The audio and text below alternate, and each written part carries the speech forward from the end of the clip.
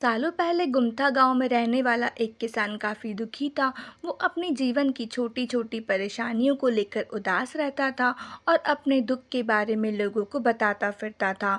एक दिन उसे किसी ने सलाह दी कि तुम गौतम बुद्ध के पास चले जाओ, वे तुम्हारी समस्याओं का कोई ना कोई हल ज़रूर निकाल देंगे। उस व्यक्ति की बात सुनते ही दूसरे दिन वो किसान सीधे महात्मा बुद्ध के पास पहुंच गया। गौतम बुद्ध के पास पहुंचकर उन्हें प्रणाम करते हुए उसने बताया कि मैं एक किसान हूँ और मैं खेती करके जीवन यापन करता हूँ। मैं यहाँ अपनी समस्याओं का समाधान लेने के लिए आया हूँ।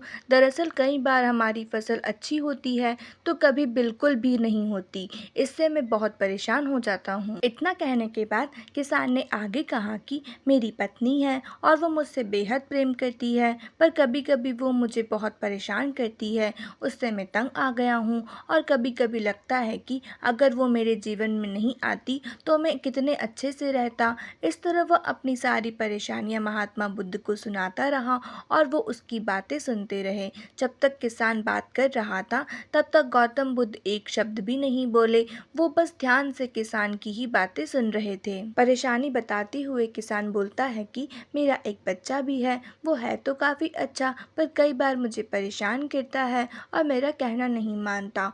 उसके ऐसे व्यवहार से मुझे लगता है कि वो मेरा बच्चा नहीं है। ऐसा कहते हुए किसान अपनी सारी परेशानी को बताता गया। इस तरह किसान ने अपने जीवन का सब कुछ जो उसे सताता था और दुखी करता था वो गौतम बुद्ध को बता दिया। अब किसान के पास उन्हें बताने के लिए कुछ भी नहीं बचा और उसका मन काफ़ी हल्का हो गया। महात्मा बुद्ध से सब कुछ कहने के बाद वो उनसे अपनी परेशानियों के समाधान की उम्मीद लगाए बैठा था।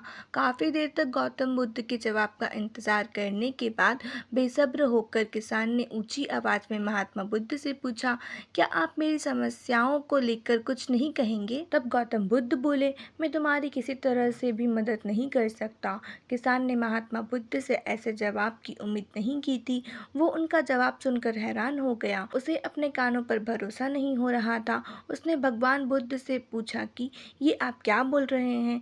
क्या आप मेरी समस्याओं का समाधान नहीं कर सकते?